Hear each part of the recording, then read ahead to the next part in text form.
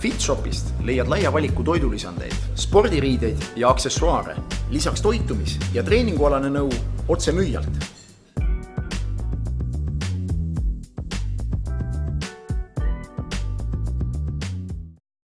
Mina olen Arnold Toppo ja täna on meil siis ajalootund, pane kirja ennast.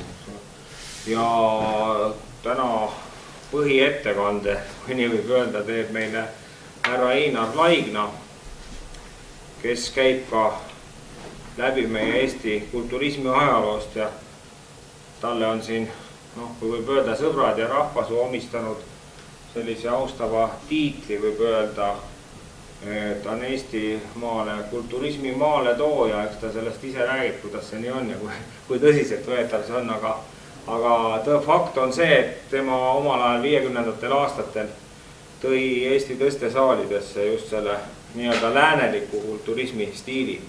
Aga sellest kõigest juba ise ja tänase teema, millega Einar üles astub, on põhimõtteliselt natuke laiem kui ajalugu, natuke sügavam, natuke filosoofilisem.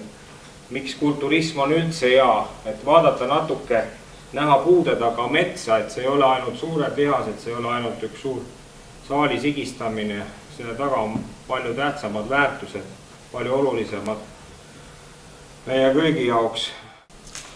Tervist kõikidele! Minu nimi on Einar Laigna ja millega ma kunagi tõsiselt tegelesin, sellest mainiti. Ja mul on täna teile siis loeng, mis koosneb 2 põhiosast, nagu teil vist paberid on kätte antud. Esimene osa on kontseptuaalsed alused. Võiksime nimetada seda teaduslikuks loenguks ja teine osa on ajalooline osa, kus ma tuletan siis meelde seda, milles ma ise olin osaline ja mida on kulturism andnud minule ja mida kindlasti annab ta igaühele, kes enda kallal vaeva näevad. Tutvustuseks võin veel nii palju öelda, et kui minu aktiivne keha ülesehitamise aeg läbi sai, siis ma kadusin ühiskondliku, nii ütleme, nähtavuse areenilt ja olen väga huvitavat elu elanud ja meeletult palju õppinud.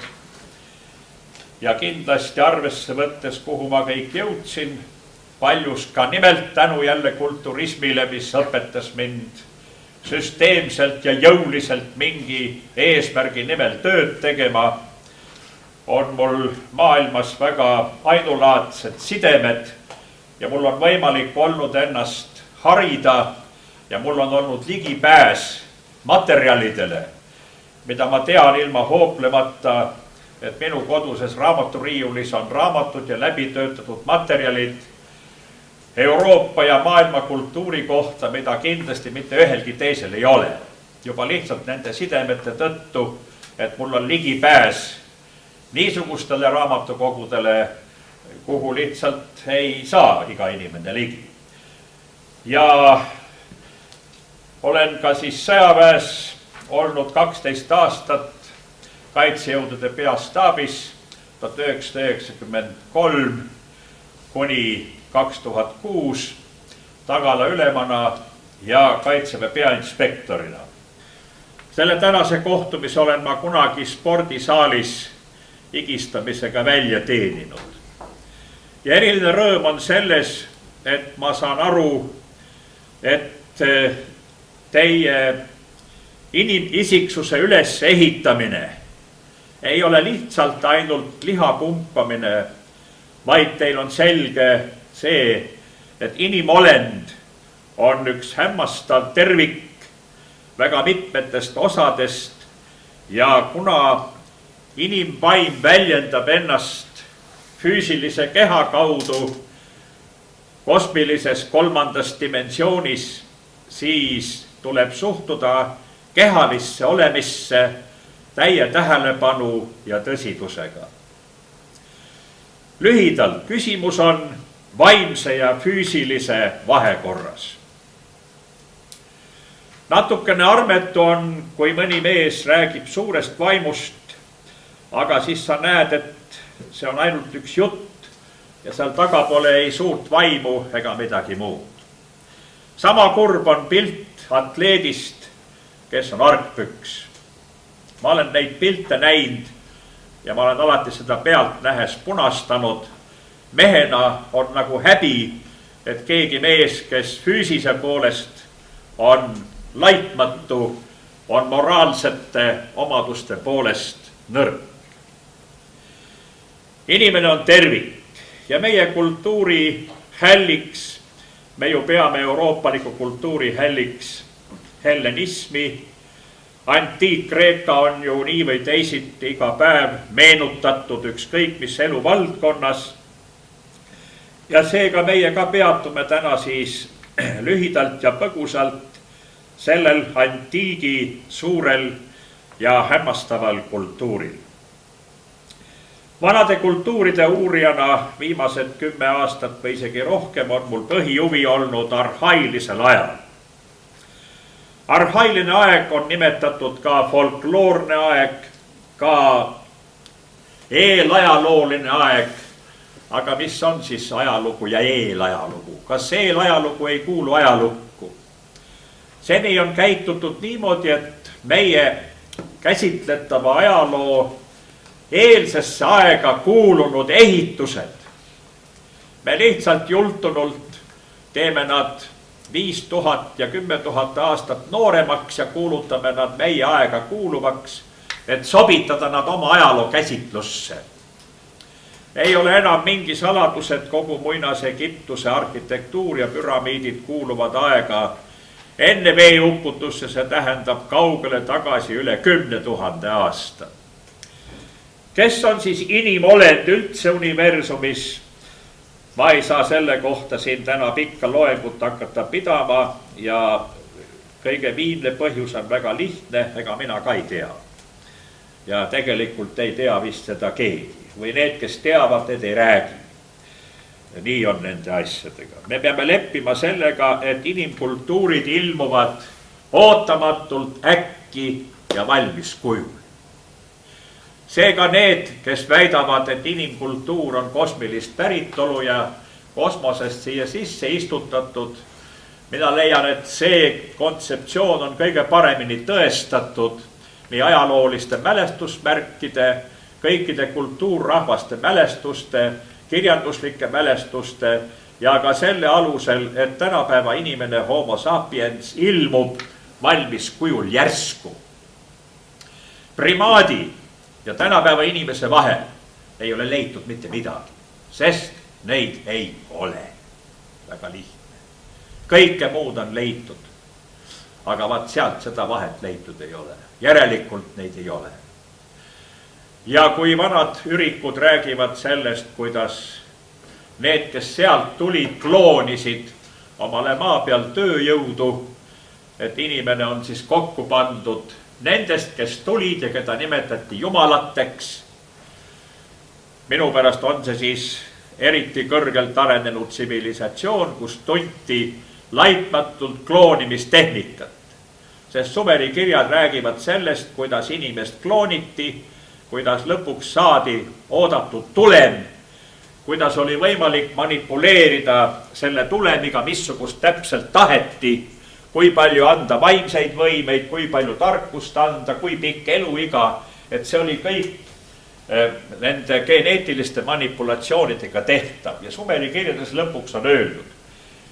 Lõpuks me tegime ta valmis, me saime, mis me tahtsime, kuid selle käigus me omandasime oskuse teha ükskõik mida, kaasa arvatud inimese ja looma hübriide, mida muuseas ka peale sõjaaegses maailmas neid katsetusi, mis ma tänu psühholoogilise ja muu sõjakirjanduse uurimisele, kui te teaks, missuguseid geenimanipulatsioone on juba tehtud maailmas, teil hakkaks õudne tunne.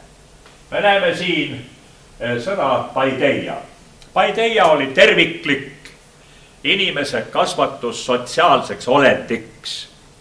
Vana-Kreeka kultuuris sõna kosmos tähendab korda. Universumi kord ja maakera peal kehtiv kord on osa universumi korrast. Kreeka kultuuris oli mis soov ja eesmärk? Harmonia, eesti keeles ka harmoonia, kreekakeelne sõna.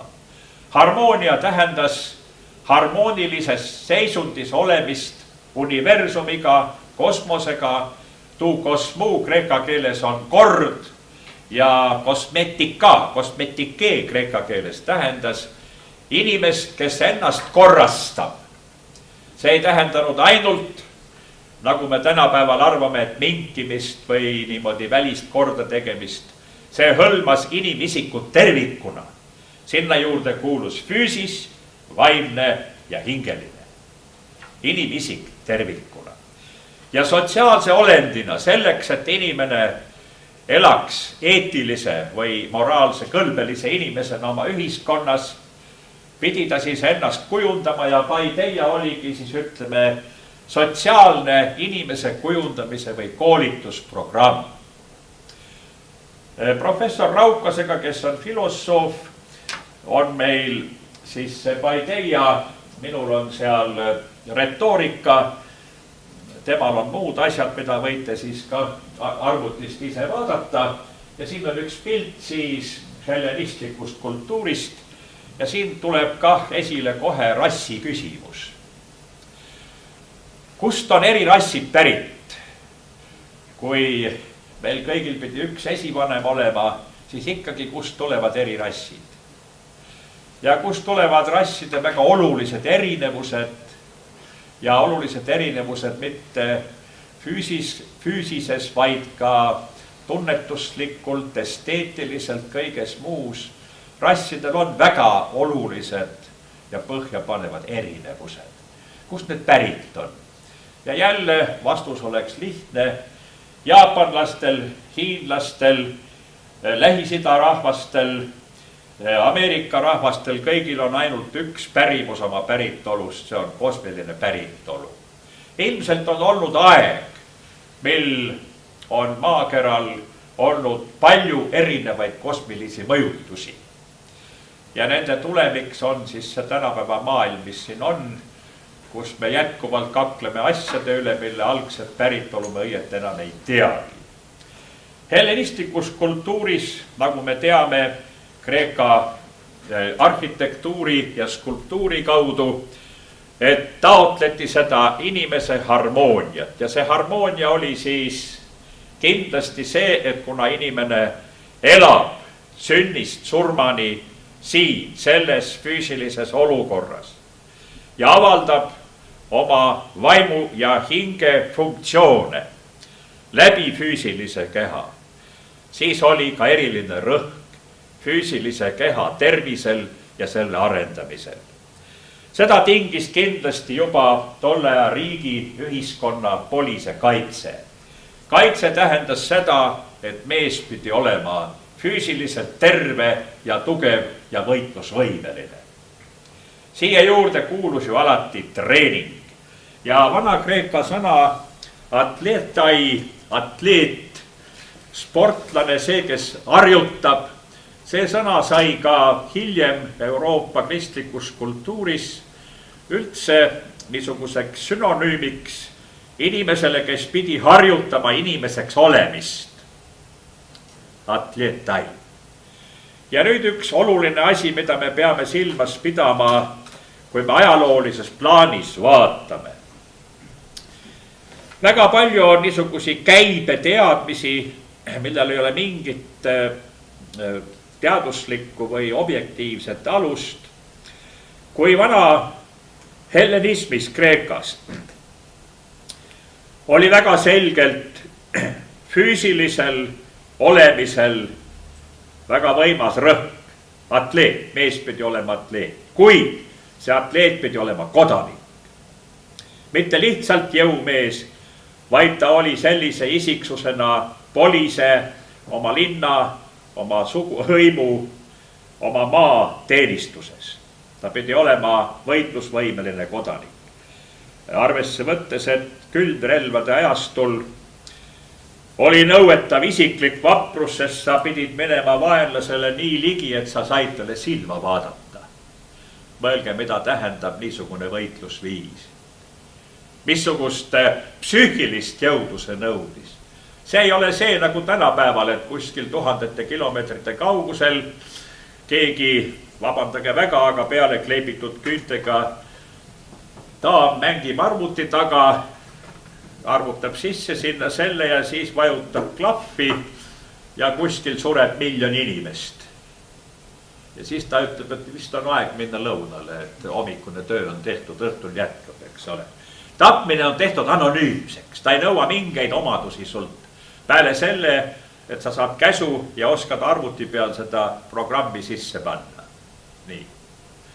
Tolle aja külmrelvadega sõjas oli ju vajalik minna otseselt ja vaadata silma teisele. Sa pidid julgema tappa teist inimest, keda sa nägid silmast silma. Stepirahvastel oli teine stiil. Kerge ratsaväe kiirrünnak, vastaval kaugusel noolte rahelendu ja siis jalga laskmine. Et niisugune otsene külmrelvade kokkupõlge ei olnud neile soovitav.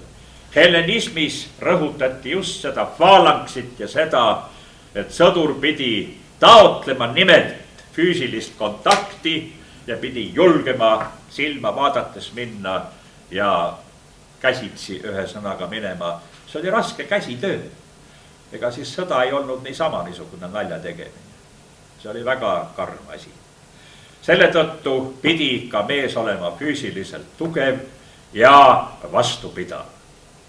Väga lihtne ja selge. Aga üle kõige pidi seda füüsilist keha valitsema ikka inimese vaim ja tahe.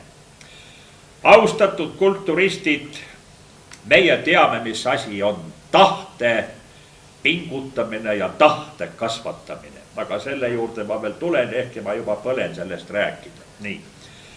Nüüd inimese isiku kontseptsioon. Ja nüüd see oluline rida. Hellenismis põhirõhk siiski füüsilisel maailmal ja inimese õnnelikkusel selles maailmas siin. Eudaimonia, see on siis eudaimonistlik elukäsitlus, õnnelikkuse õpetus. Õnnelikkuseks ja täiuslikuks eluks on ju selge, mida rohkem ja paremas füüsilises vormis sa oled, mida rohkem sul on energiat, enesekindlust, see on ju suur osa selles. Seega inimese käsitlus trihotoomiliselt. Trihotoomiline on siis keha, vaim ja hing. Hing on see, et see keha on elav, bioloogiliselt elav. Inimest iseloomustab veel see, et tal on vaimsus. See on üks huvitav fenomeen inimese juures. Nüüd see vahekord. Dihotoomilises kaheliskäsitluses nimetatakse vaim ja ihu, kusjuures ihu koosneb siis kehast ja hingest. Mis puutub hingesse, mis asi see hing on, siis juba see oli kas aastaarvudega võin eksida, sest minuni jõudis ka teada hiljem, aga kuskil 80. aastate alguses oli see juba paljudes laboratooriumites läbi tehtud katsed. Bioloogiline olend surres filmiti infrapunases kiirguses ja kaaluti elektronkaaludega. Samal hetkel, kui surevast kehast eraldus mingi niisugune udukogu või pilv või kuidas me nimetame, elektronkaal näitas 1,5 grammi kergemaks minemist. Nii et me võime ilusti öelda, hing on kaalutud ja hing kaalub 1,5 grammi. Noh, keskelt läbi, kellel rohkem, kellel vähem. Nii et öelda, et tühine hing, tühine küll ainult 1,5 grammi, aga sellest sõltub siis see elu. See on see peenmateeria, mis organismist suremisel lahkub. Nüüd niisugune Vana-Kreeka filosoof nagu Platon. Platon oli minule isiklik eeskuju filosoofiat õppides ja kulturismi tehes ja miks? Ta oli filosoof, kes oli ühtlasi sportlane, atleet ja istmose mängude võitja. Paraku ma ei tea, mis spordiala see temal täpselt oli, ma kirjandusest leidsin ainult, et ta oli sportlane ja istmose mängude võitja. Millest siis ei tea. Vähemalt mina ei tea. Aga see ideaal, olla filosoof, arendada ennast intellektuaalselt ja samal ajal ehitada üles oma füüsilist keha, ehk kokkuvõttes öeldes, ehitada üles terviklikku inimisiksust. Siis ka sel juhul, kui inimene ei teadvusta endale ja ei mõtle sellele oma vaimsele küljele, siis ometi, kui ta allutab oma keha regulaarsele treeningule, toimub see protsess. Sest inimene väljendab ennast füüsise läbi. Ja kui meil on see sisemine soov ja tahtmine seda füüsist arendada, siis kas me teame või mitte, see ongi juba see vaimne element. See on selge. Vaim nõuab enda väljendamist, kuna ta elab kehas, siis ta hakkab seda keha kujundama, et ennast väljendada. Ja üldiselt kulturistid on inimesed, kellel on, ise nad võib-olla ei teagi seda alati, aga see vaimsus on ju tegelikult selle taga, mis sunnib seda tegema. Aga sellest me veel räägime siis täpsemalt. Nii et Vana-Kreeka kultuuris see oli siis rõhk füüsilisel kehal, kuid see harmoonia nägi ette ka siis eetilise külje ja vaimse külje. Nüüd läheme edasi, kui hellenism oli kultuur, siis Rooma impeerium oli juba rohkem niisugune tehniline tsivilisatsioon. Vana-Kreeka kultuur küll, jah, aga ta oli juba järgmine aste, impeerium. Selle impeeriumi põhitegevus oli koloniaalsõjad. Territooriumi laiendamine, kahte asja oli vaja. Ressurssi, nagu tänapäevalgi, ja orjasi, nagu tänapäevalgi. Ega tänapäevane Euroopa Liit või USA, nad on tüüpilised Rooma impeeriumi olemuslikud järglased. Mida on vaja? Ressurssi ja orjasi. Tänapäevane orjastamine käib teisiti, pankade kaudu, väga lihtne. Sisu on sama. Keegi teeb tööd sinu heaks. See on ori. Orjapidamine on see, et keegi töötab sinu heaks. Ja sina ise ei pea tööd tegema. Selles mõttes on maailmas läbi terve ajaloo olnud ainult üks poliitiline süsteem, orjanduslik kord. Küsimus on, kuidas seda orjanduslikku korda sõnastatakse ja mismoodi ta tegelikult on ellu rakendatud. Tänapäeval ei ole enam ahelaid ega kette, galeeriorje ei peksta, et nad paremini aerutaks, vaid tänapäeval pannakse inimene ise ennast lõpuni pingutama, et pankasi nuumata ja lõpmatuseni nuumata, eks ole. Siis Rooma impeeriumis see füüsisesse laskumine saavutab maksimumi. Toorus, julmus, äärmuseni. See, kuidas Rooma impeeriumis lahendati kõiki küsimusi peksmisega, peksti ikka nii, et nahkrihmade küljest tinaplommid ja kõik, mis ikka kohutav julmus, mis oli. Need karistused, missugused olid, konksudega inimeste lõhki kiskumised, rääkimata põletamistest ja mis tahes. Kõik, mida veel üldse sai füüsiliselt inimese lõhki kiskumiseks teha ja sümboliks on siis amfiteater, kus siis inimesed naudivad seda, et ühed tapavad teisi. Niisiis Rooma impeeriumis oli see aste, kus põhirõhk läks füüsisele. Laskumine mateeria sügavusse. Vahepeal oluline märkus teile. Kultuuris on alati olnud küsimus selle vaimse ja füüsilise vahekordades. Kord üks, pendel läheb teiselt poole, siis läheb vastupidi. Kõige parem oleks tasakaalu moment. Ja see tasakaalu moment on Euroopa kultuuris saavutatud. Kui Rooma impeeriumi languse järel 4.–5. sajand Rooma impeerium läheb hingusele, elab veel pikka aega ise tegelikult põhjapoolsete barbarrahvasteks nimetatud hõimude energiast, kes Rooma leegionitesse lähevad, siis varakeskaeg, see, mida me oleme ka nimetanud pimedaks ajaks, oli rahvaste rändamise aeg. Varakeskajal hakkab kujunema uus kontseptsioon, mis loob uue kultuuri pärast Rooma impeeriumi hukkumist. See on kristlik kultuur. Nüüd ma pean teid hoiatama ette, teades seda, et niisugused sõnad nagu religioon ja kristlus on nii palju igasugust pahna ja vale teadmisi ja eelarvamusi täis, et nendel teemadel Eestis peaaegu ei saa rääkida.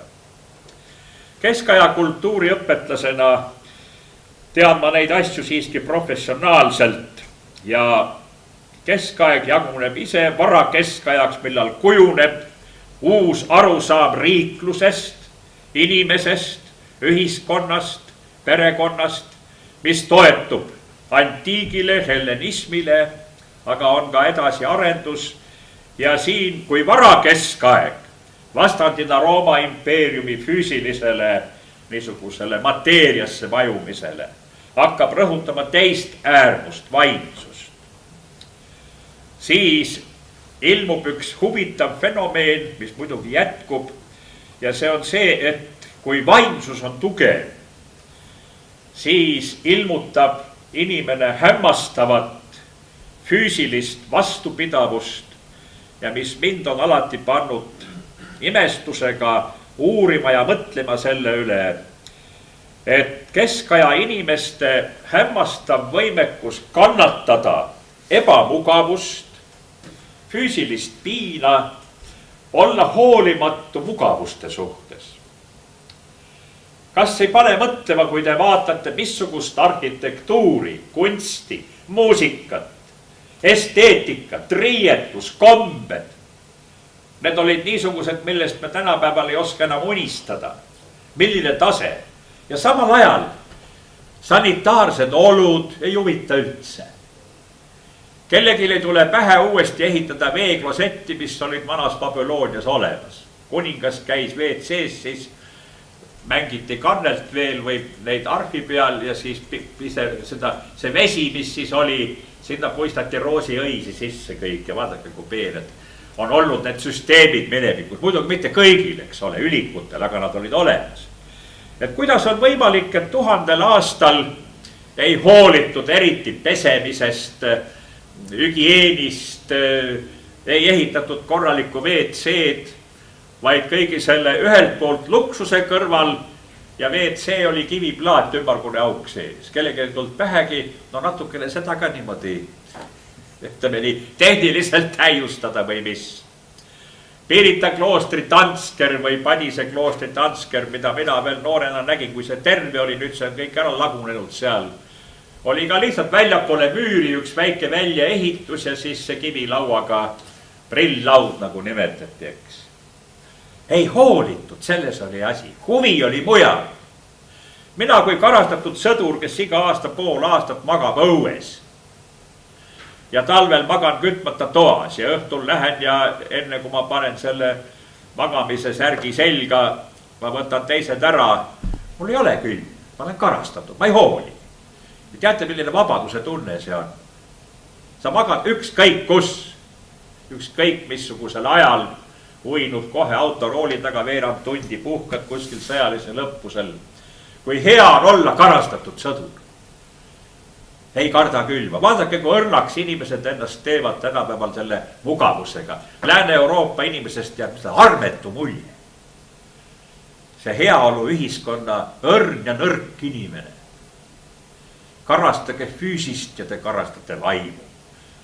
Tehke füüsilist trenni ja te tugevdate tahet. Näete, kui oluline see on. Nii, et kui Mati Õun esimeses variandis kulturismi ajaloost mainib seal, et keskajal ei omistatud kehale tähelepanu, et varjati pika rüüga, siis ma käisin tal külas üleeile õhtul ja nii me tegime siis parandused sisse, et ei ole mõtet ikka niisugusi tava arusaamadega nii autoriteetses kirjanduses, mis puudutab inimisiksuse ülesehitamist, et tuleb korrektuur sisse viia ja siis viisime sisse. ja Gooti ajastu, see on siis ütleme 1100 kuni 1400, saavutab Euroopa kultuur siis niisuguse tasakaalu, füüsise ja vaimse tasakaalu. Arvata, et ristiusk ei omista kehale mingit tähendust, see on täiesti vastupidine on tegelikult.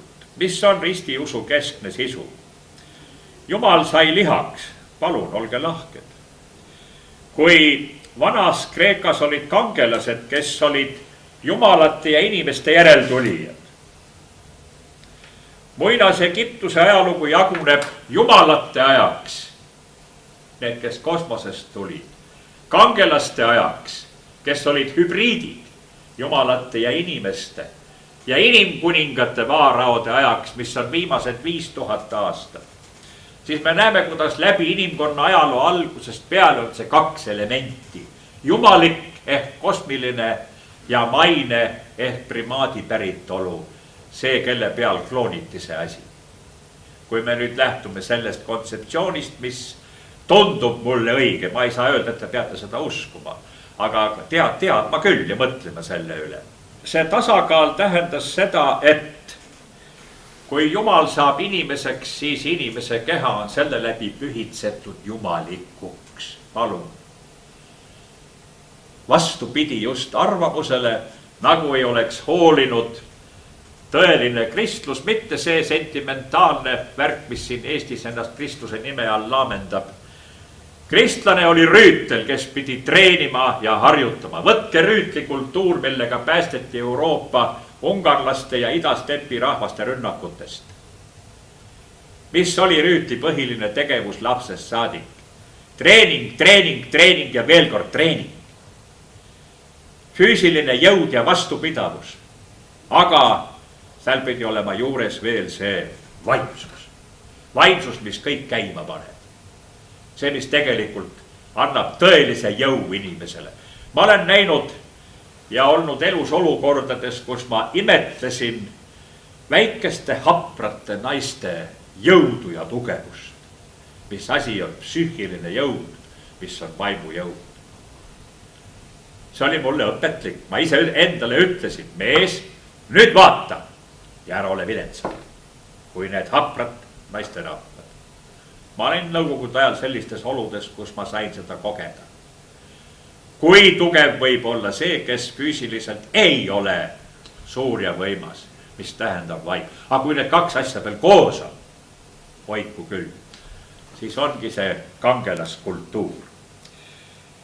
Nüüd Gooti aja tasakaal füüsise ja vaimse vahel oli siiski lahendatud niimoodi, et vaimsus peab valitsema üle füüsise. Millest see seisneb? Tänapäeval on vastupidi, me oleme jõudnud sinna, kus inimene kapituleerub täielikult kõigi füüsise nõuete ees. Selle tõttu me kuuleme, kui räägitakse. Kui inimene on juba kord sündinud teatud niisuguse vähemusliku kaldumusega, ta ei saavat sinna mitte midagi teha. Kujutage ette, vaelekene ei saagi teha midagi. Küll on ole. Nii. Kas mina mõtlesin niimoodi, kui ma olin 54 kilo raske praeguse pikkuse juures, vaatasin ennast peeglist, nii seda niisugust nahaga kaetud luukere. Kas ma ütlesin endale, et ma ei saa sinna midagi teha, et ma niisugune olen? Ma küsisin, mida ma pean tegema, et ma niisugune ei oleks? Ja teie teate kõik, mis see on. Ja olete selle läbi teinud ja teete praegu seda. Selles ongi inimese vaimu suurused kontseptsioon. Missuguseks ma tahan saada? Aha, mis tuleb selleks teha, et niisuguseks saada? Suur kaustik kirjutasin peale. Uhke pealkirja. Lugesime tol ajal Erwin Libertiga filosoofiat. Nietzschest võtsime siis, kuidas saada üliinimeseks, ega vähemaga ei kõlba. Nii. Algas hirmus trenn ja kõik, kui palju tuli rauda tõsta ja mida teha ja mida teha ja mida teha ja mida teha. Ja siis mina arvasin, et niimoodi ma panen 90 eluaastani ja elu teeb oma korrektiivid, aga me selle praktilise osa juurde jõuame. Nii et mis on siis vaimuvalitsus füüsise üle? Kulturism ise on vaimuvalitsus füüsise üle, sest inimene on loomult laisk. mugav, millega inimene sunnib ennast tegema, higistama, vaeva nägema. Vaim sunnib, vaim tahab ennast väljendada, aga keha jääb maha. Ahah, tähendab, keha tuleb vaimu järel üles ehitada.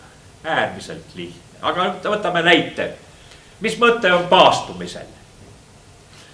Me kõik armastame süüa ja hästi süüa, mina ka.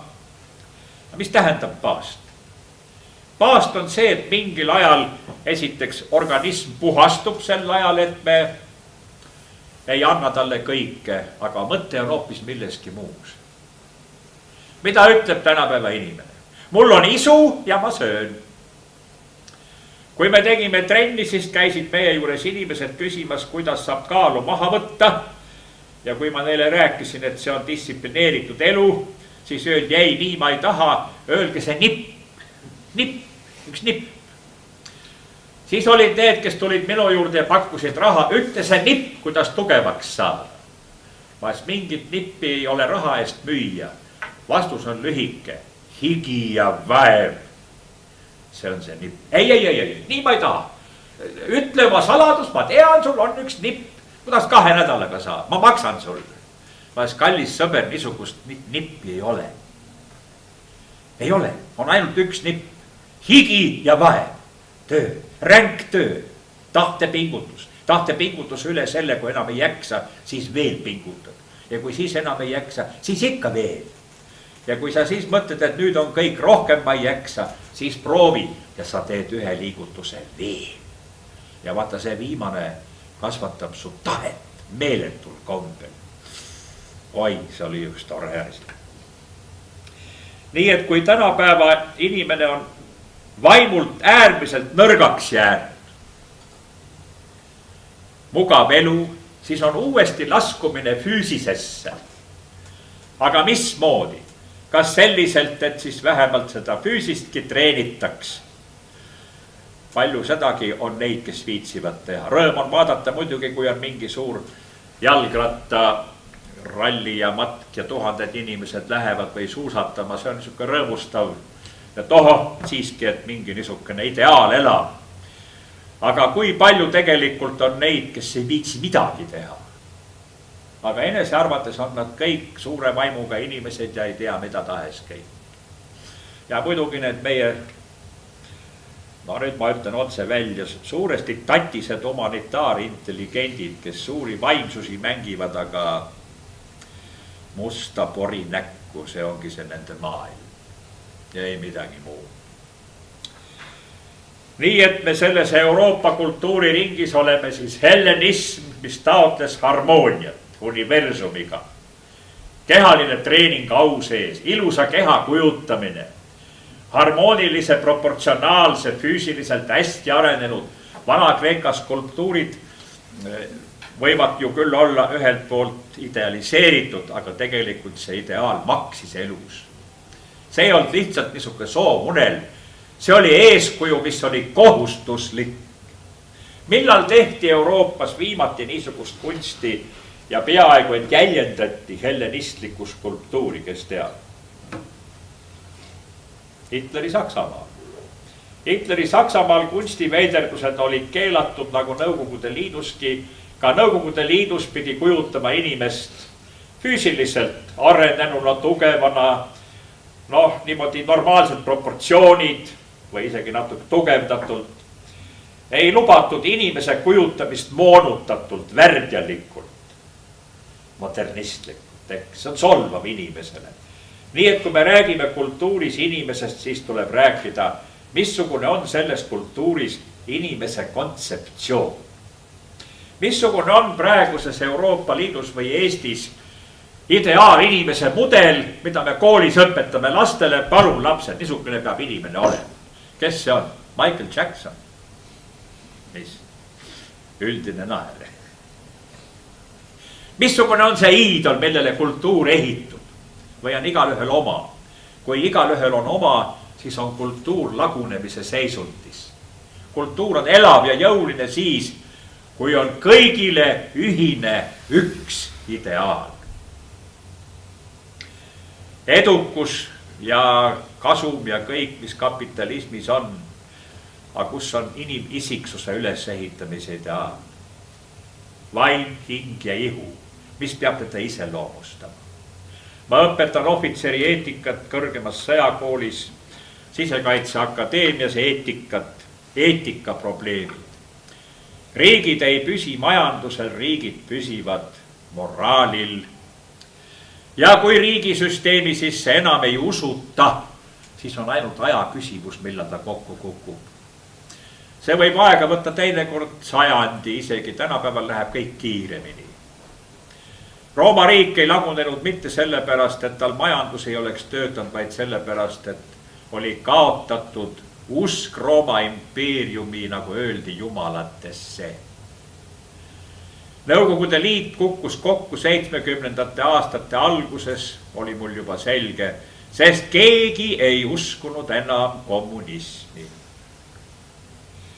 Sellel päeval, kui Eesti rahvas lakkab lõplikult uskumast oma riiki ja poliitikutesse, on kõik juba kokku kukkunud. Seda räägib ajaloofilosoof. Nii, et kui Kooti aeg saavutas tasakaalu, kus siis, mis on kristlikus kultuuris heateod. Heategusid nimetatakse kehalised heateod. Ahah, kuidas siis nüüd on? Näiteks lähed külla ja jõuad kohale, ma olen ka Läänes, külastan kõrgel seisvaid isikuid. Mis nende esimene mure on? Ma jõuan päeval külla. Voodi on üles tehtud, küsitakse, ega ma ei taha magada, äkki ma olen väsinud.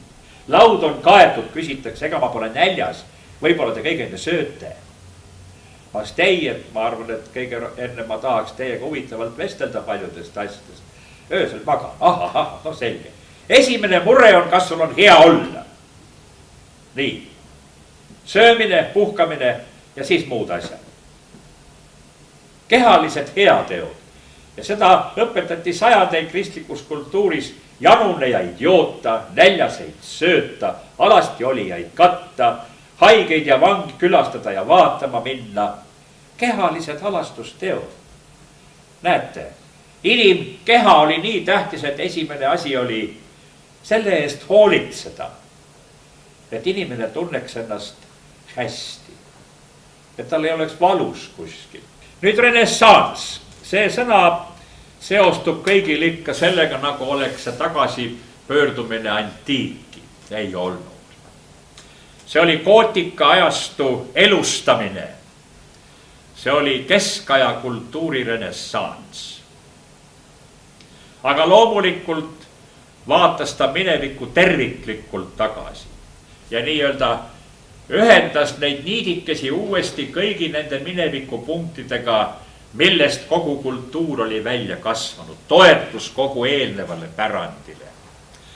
Keskaeg töötas ju läbi väga põhjalikult antiigi pärandi, Aristotelese põhiliselt ja aristotelism, nagu kogu skolastiline filosoofia tegeles sellega. Nii, et see läbi ajaloo vaadates, siis tänapäeval oleme jõudnud sinna, kus vaim on nõrgaks jäänud, ja ainult füüsis kipub domineerima, aga ka dikteerima. Milles on füüsise diktaat? Füüsise diktaat on see, et kui on janu, siis kindlasti joon, kui on nälg, siis kindlasti söön, kui on mingid muud tungid kallal, siis tuleb kohe joosta. Et käsutab meid meie bioloogiline, füüsiline olend. Selles mõttes inimesele on väärikas see, et valitsevad mis?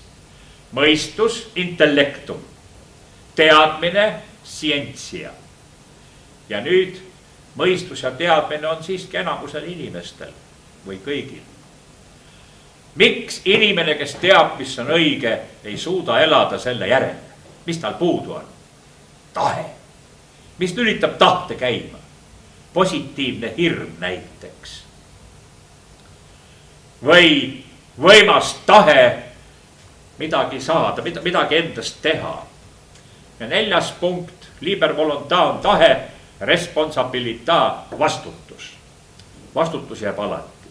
Sõltumata sellest, mis sa teed, sa valid, sa vastutad kas selle eest, mida sa valisid või selle eest, et sa üldse ei valinud. See on ka vastutus, sest see on ka valik, see on ka otsus. Need 4 punkti. Ja nüüd vaimu ja tahte valitsus ongi see, et sa ütled oma heale söögiisule, seltsimees Kõht, täna sa ei saa ja kõik. Ja ole vait ja ei tahagi enam. Aastaid tagasi ma olin 92 kilo ja tundsin, et asi ei ole õige, kui siit pintsaku pealt see nööp niimoodi hakkab tõmbama. Ja paha enesetunne nii esteetiliselt kui igati kui füüsiliselt. Ma võtsin 4 kuuga maha ligi 15 kilo. Toorsalat, teraleib, vesi. See oli karm aeg. Aga see kadus nagu lumi aprilli või maikuu päikese käes. Lihtsalt kahanesid kolinal minema. Peale seda hakkasin toituma nii, nagu on õige toitumine. Rämpstoitu, mida ma küll kunagi pole tahtnud, aga sa pead teadma, mida üldse tohib süüa, mida ei tohi süüa. Ja iga toiduports olgu kõige parem 3/4 toorsalat. Nii, need, kes alles lihaseid ehitavad, nendele see dieet päris ei sobi, aga küpsele mehele ja nüüd ei ole mul tarvis olla ju jäme, nüüd mul on vaja olla terve. Ja sellepärast on mul kõik riided niimoodi, et mul on hästi palju ruumi siin sees olla. Nüüd on tähtis terve olla, jalgrattasport, paadiga suvel merel möllamine ja sellega sikutamine ja tirimine ja sättimine ja vedamine ja see kõik. See on juba hea sport, seal siis ei tule see söögiaeg ka meelde alati nii, et kahaned päris nii 77 kilole, praegu olen 79. Igal ajal oma asjad. Kui on terve elu saanud elada jõumehena, see on juba ise väärtus olnud. Ja kulturismist saadud tahtelisus, sihipärasus ja see, et sa niimoodi võid teha ühte tööd mingi eesmärgiga, see on töötanud kõikides asjades, ka intellektuaalsetes asjades. Läheme ajaloolise asja juurde. Mulle ei meeldinud see, kui Õhtuleht pöördus minu poole siin mingi kulturismi juubeli puhul ja nende põhihuvi oli ikka see, et see maaletoo ja jutt ja see Ameerika ajakiri ja niisugused asjad. Ma ütlesin, et ei ole õige see. Eesti esimene kulturist minu arvates on, ja mitte ainult minu arvates, on Georg Lurich. Nii. Ja minul ei sobi mitte ronida sinna vahele ja hakata seal laiutama või siis täpselt määratame ausalt asju. Mul ei ole tarvis, häbiväärne on mingi vale sulega ennast tehtides või parukas pähe pannes, eks ole, hakata ülbitsema. Väga auväärne on ju niimoodi olla. Nii on loomulik, nii on õige, nii on tõde. Et mina olin noorena nõrk, suusatasin küll hästi ja vastupidavussporti tegin hästi ja koolis suusavõistlusi võitsin ja niisuguse asju pikama jookse. Aga muidugi on poiste maailmas tähtis ka füüsiline jõud, see on selge. Ja paraku suuresti kujuneb see poiste hierarhia välja ikkagi selle füüsilise jõu printsiibi. Minu isa rääkis mulle vaimustavaid lugusi sellest ja see andis mulle julguse, et Georg Lurich oli ju ka noorena mitte atleetega hiilgavate füüsiliste omadustega, mida tähendab treening ja tahtejõud.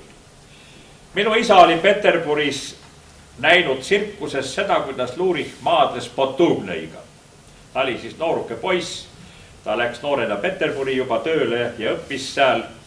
Ja siis ütles, kui tsirkuses Lurich oli silla teinud ja Potubnõi oli temast, ma ei tea, 50 kilo raskem või kui palju ja mõõdetelt suurem, hüppas siis kogu oma raskusega tema silla peale, et tsirkus oli teinud niimoodi peaaegu karjatanud kõik ja Luurich oli nagu terasvedru vibutanud ta pealt minema ja 1-2 ja äkki oli Podobnõi selili ja Luurich peal.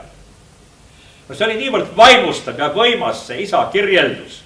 See täitis mind niisuguse rõõmsa lootusega, et ma teen endast, see oli, mul hakkavad praegu sipelgad selja peal jooksma, kui ma selle peale mõtlen. Ja siis ma olin tehnikumi viimasel kursusel, hakkasin juba kõvasti tegema jõuharjutusi koolis seal, kus oli kang ja antlid. Ja kodus valasin tsemendist kettad, tegin niisuguse vormi, mineerist rõnga ja keskele plekktoru ja mingisuguse toru otsa, siis mul olid 3 tsementrõngad, umbes nii suured, sellised ja niisugused. Treeneriks oli Toome Jaan, kes oli suurepärane inimene ja hea treener selles mõttes, et ta lõi haruldaselt hea niisuguse klubi õhkkonna. Spartak ei olnud lihtsalt niisuke spordisaal, kus käidi, see oli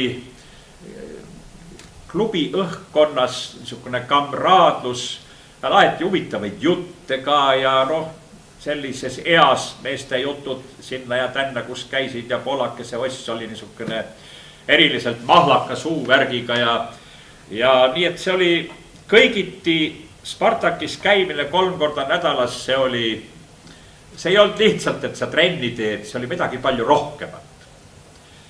See oli ühiselt töötavate niisugune, nagu seda nimetatakse nüüd, sünergia, mis tekib, see tore tööst tekkiva higil ei ole ju kunagi paha lõhn, eks ole, see on niisugune õige, tal on see energia sees ja see kõik nagu kandis nagu pilv ja kuna tõstesportlast, head tõstesportlast minu peene kondiga ja liiga painduva seljaga ei oleks niikuinii saanud, teine spordijärk nii minu ütleme saavutus oleks olnud, aga mul oli selg väga tugev, ma tõmbasin 160 kilo rinnale kükkistesse, aga ma ei tõusnud püsti.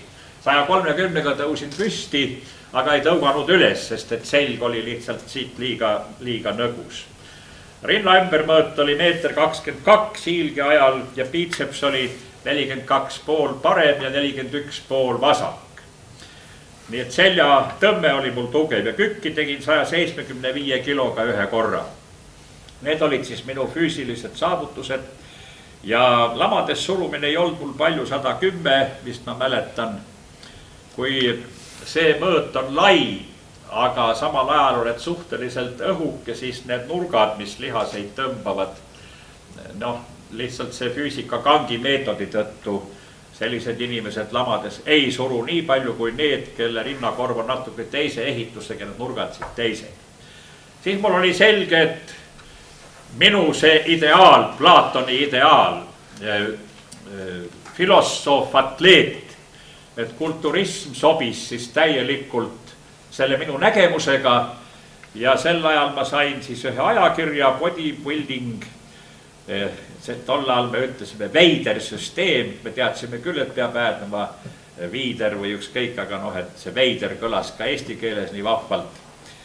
Ja siis muidugi läks juba mul põhiliselt kulturismi peale, see olid jõuharjutused ja see, et treenida siis kõik lihasrühmad ilusti välja. Tol ajal ei olnud muidugi jõusaale sellise tehnikaga nagu praegu. Ja ausalt öelda, eks see on kah üks niisugune, kuidas öelda, saavutab kõik need samad tagajärjed ilma nende aparaatideta. See on selge. Muidugi on siis kõik vaevarikkam võib-olla ja ei ole nii mugav, aga saab küll. Ja väga hea harjutus oli väike raskus tõste kangil laia aardega kaela tagant, mis need trapetslihased ilusti ümaraks ajab, see on pumpamine. Neid harjutusi ma ei hakka teile õpetama, te teate neid ise sama hästi kui mina ja võib-olla pareminigi veel tänapäeval. Ja muidugi siis, kuna Liibert õppis ülikoolis kehakultuuris, siis inimkeha anatoomiline tundmaõppimine ja lihaste ladinakeelsed nimetused, nii et kui me trennis rääkisime, siis ikka jutt oli nii, et nüüd tuleb veel biitsepsit teha ja siis tuleb latissimus dorsisi teha ja siis tuleb neid teha ja femorisi ja et kasutasime ladinakeelseid termineid. Nii et väga hea on ka, kui on tõstesaalis niisuke suur inimkeha kujutis lihastega ja ladinakeelsed nimetused kõik antud. Et kui ma siin mõni aeg tagasi, kui arsti juures oli ja siis ma kirjeldasin, mis on, siis arst küsis, olete te meditsiini õppinud? Ma ütlesin, ei, kuidas te nii professionaalselt kõigest sellest räägite? Ma ütlesin, no elementaarsed teadmised, kus ma pääsen. Või et vegetatiivsele närvile avaldatud surve, see toitenärv on, eks ole, mis lihasesse toitu saadab, kui hilisemas eas hakkavad siin need selgrolülid pressima ja pigistavad vegetatiivset närvi, et siis ühesõnaga see terminoloogia, et sa tunned inimese füüsilist ehitust, mismoodi see on. Ise ennast tundes on ju loomulik. Aga nüüd veel Lurichist, nii et minu arust on senises kulturismi käsitluses lubamatult vähe tähelepanu pühendatud Lurichile, meie oma nii suurele ja nii vägevale mehele. Millest on tingitud see, nagu see Õhtulehe mehedki, et vaikiti Lurichi asi täiesti maha, neid huvitas ainult see Ameerika impulss, mille ma sain. Aga Lurich, kuhu see jäi?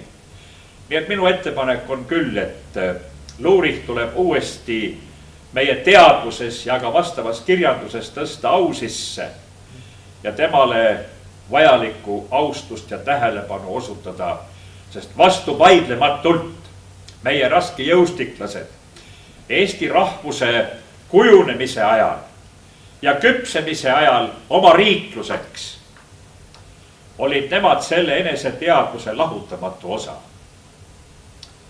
Luuri, nagu teda hüüti. Minu sugulane vanaema liinis isa poolt Aaberg. Sealt kaudu, ma ju oma isa kaudu teadsin ka palju neid lugusid, kõik, kuidas nad Armaviri läksid ja mismoodi need asjad kõik olid. Nii et austagem kõigepealt oma mehi ja Lurich kindlasti on see, kes peab särama siin ka meie kulturismi ajaloo taevas selle esimese tähena. Ameerika ajakiri oli mulle ainult niisugune hea impulss, aga võimas impulss selleks, et siis tõstespordi pealt täiesti üle minna ainult kulturismile. Nüüd sõna kulturism, et prantsusekeelne päritolu, ta on pigem siiski ladinakeelne päritolu.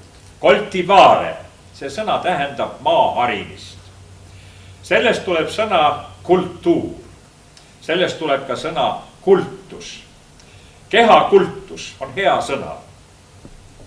Selles ei ole midagi halba.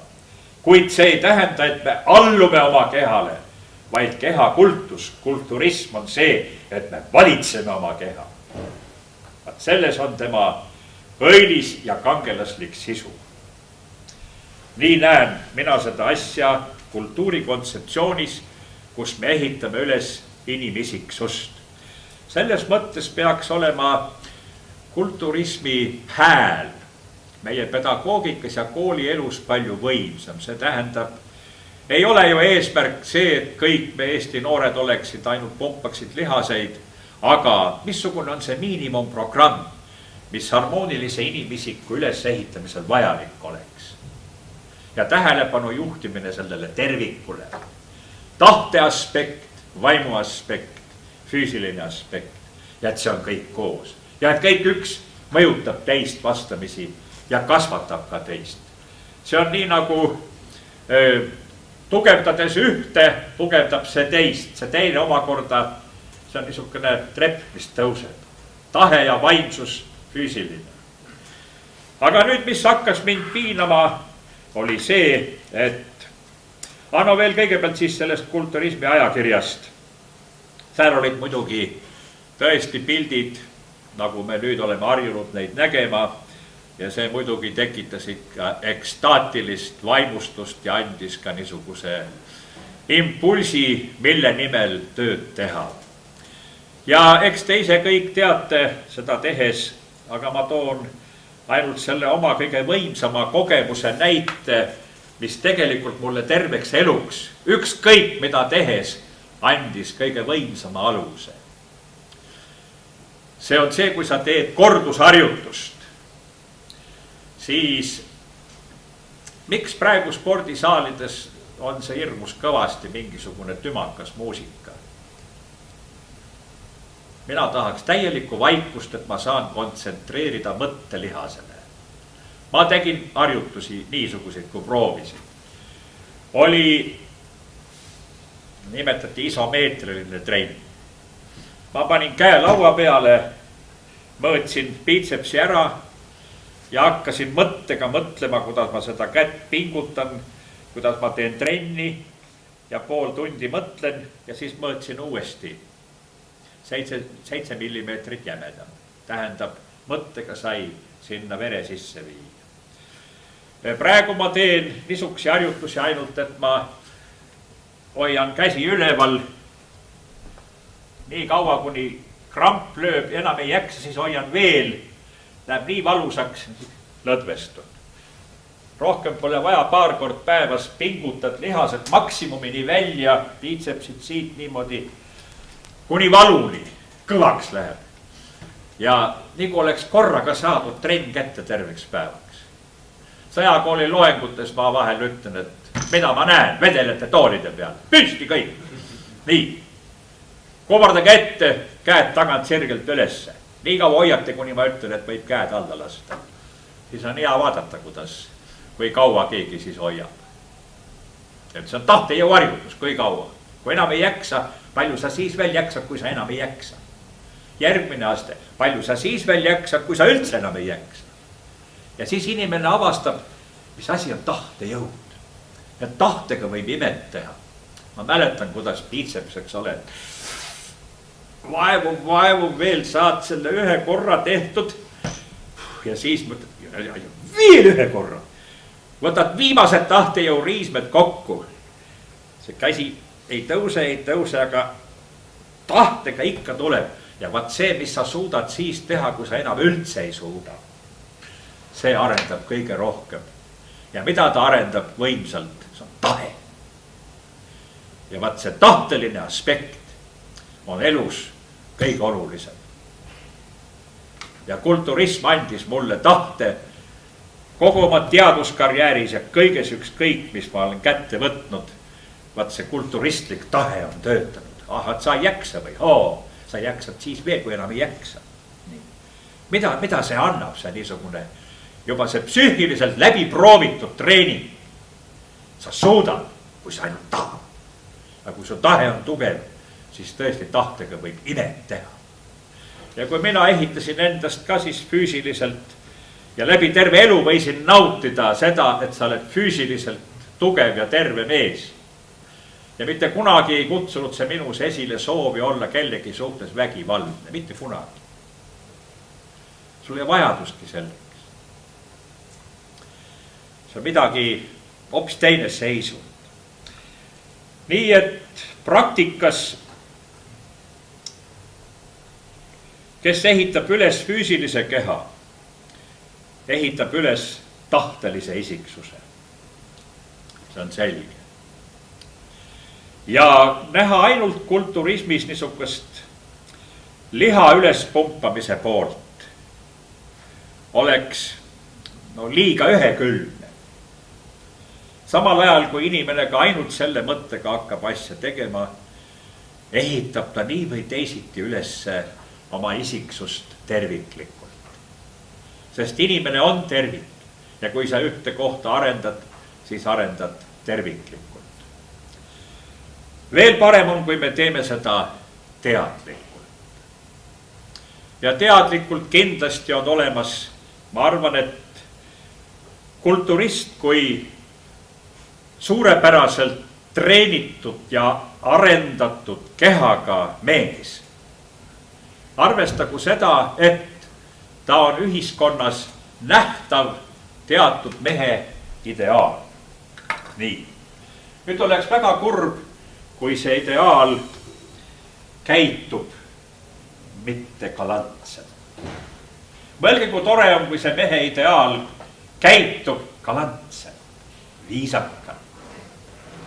Kui temas on alati rahulikkus, tasakaalukus, kõik teised omadused, siis kulturism saab ühiskonnas jõuks, mis paneb ennast maksma kui mehe ideaal, kaasaegse rüütli ideaal. Karsked eluviisid, distsiplineeritud elu. See, kui kulturist valib ja vaatab, mida ta sööb, see tähendab mõistus, teadmine valitsevad tema ihu, on nii. Seda ma ei söö, sest see on kahjulik, ehkki võib-olla maitseb. Ei söö saia, ei söö kõiki neid niisugusi halbu asju, ei krõpskartuleid, ei joo Coca-Colat. Kõik halb eemale. Tervislikud eluviisid. Arvesse võttes, kuidas Eesti meeste tervis käib alla. Tervislike, mehelike eluviisi propageerimine. Ja kui kulturist on ka teadlik kultuuriliselt sellest kontseptsioonist,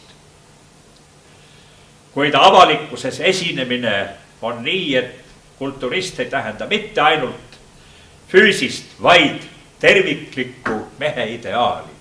Mõelge, milline jõud see oleks. Ja see on suur jõud.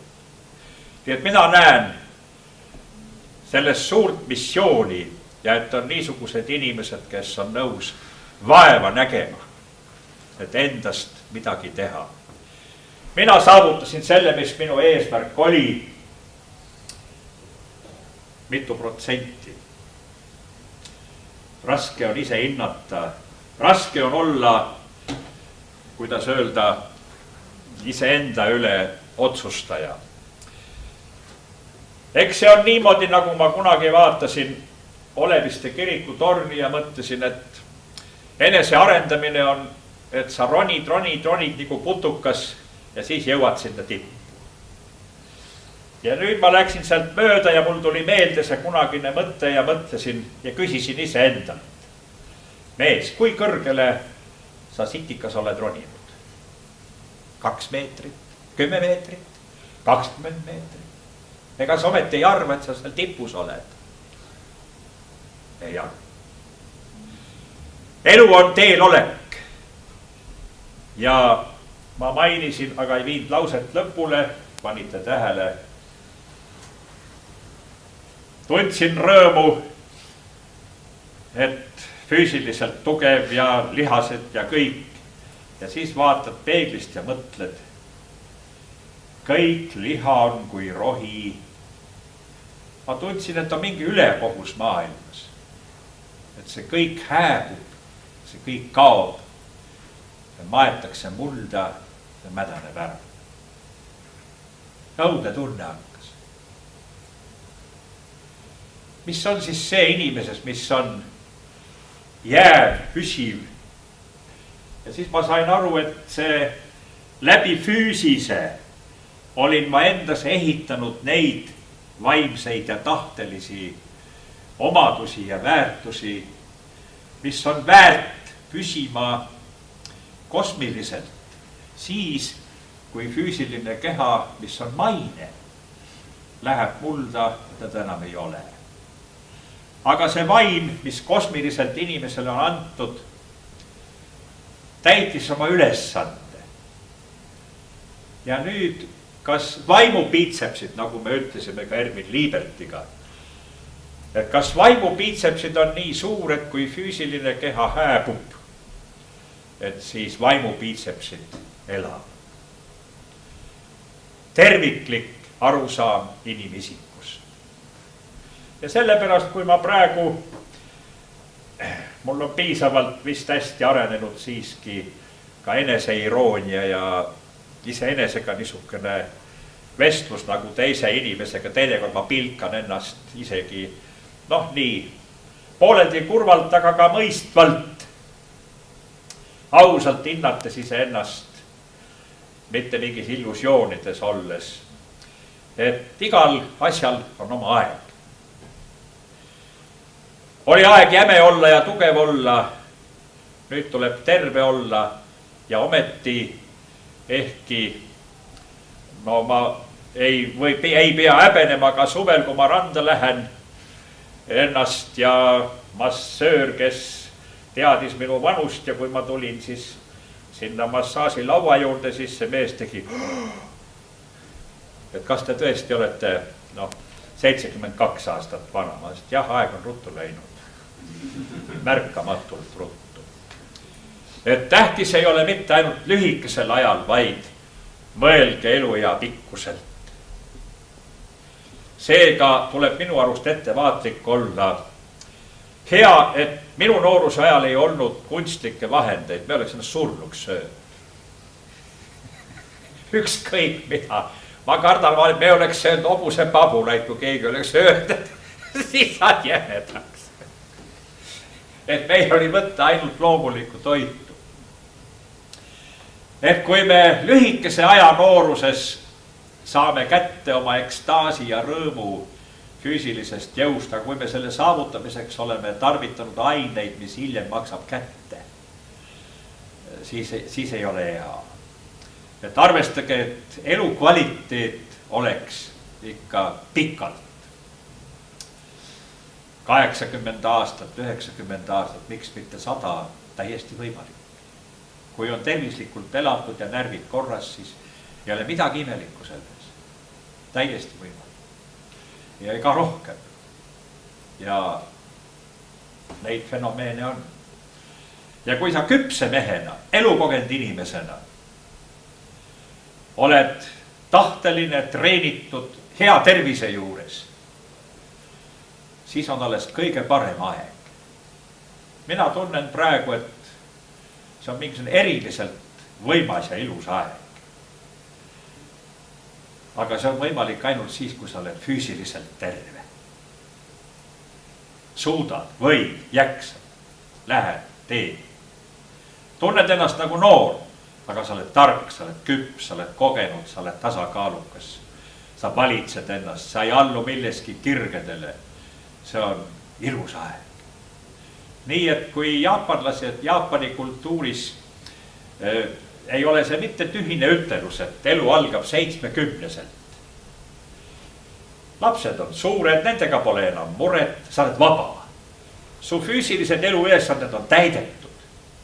Su töö on põhiliselt tehtud, tänu sellele sa saad pensioni, mis võimaldab sul elu viimased 20 aastat pühenduda. Maailm on täis Jaapani turiste. Nii. Nad maalivad, nad luuletavad, nad teevad sporti, nad saavad pühenduda täiesti niisugusele vaimse elu harrastustele. Vaat nii tuleks mu arvates elu üles ehitada. Lähemad eesmärgid, kaugemad eesmärgid, lõppeesmärk ja üleloomulik eesmärk. Ja kui sa mõtled ka üleloomuliku eesmärgi peale kosmiliselt, näiteks minul ei ole kahtlustki, ma võin teile ühe saladuse avaldada. Minu mälu ulatub tagasi, mis te arvate, kuhu? Ema ihusse? Ei, veel varasemasse. Mu mälu lülitati sisse, kui ma alles tulin siia. Minu esimene mälestus on kosmiline ruum, meeletu avarus, aga ma tunnetasin ise ennast minana. Ja siis hakkas kohutavalt raske ja kitsas. Ema ihu. Ema ihus oleku aeg oli õudne aeg. Ja ma võin seda rääkida, ma räägin isiklikku kogemus. Sellest võivad hiljem sündida ka konfliktid emadega.